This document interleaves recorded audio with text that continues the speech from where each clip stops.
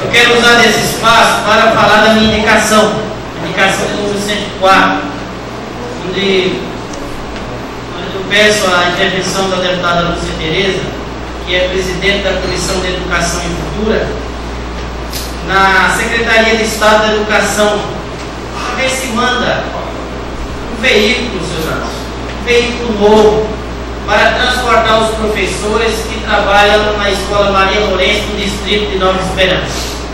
O carro que está fazendo esse transporte é um carro que está em péssimas condições, o ar-condicionado não funciona, não tem como consertar, e constantemente esse carro quebra, gente.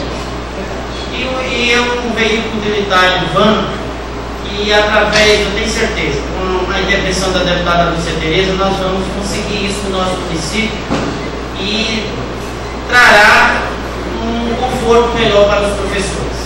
A gente sabe que a dificuldade dos distritos, Sérgio, não tem professores para trabalhar.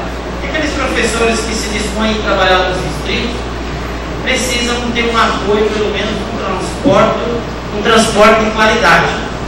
Portanto, estou pedindo aqui a intervenção da deputada Lúcia Tereza. Eu tenho certeza, com a força dela, isso sairá mais rápido.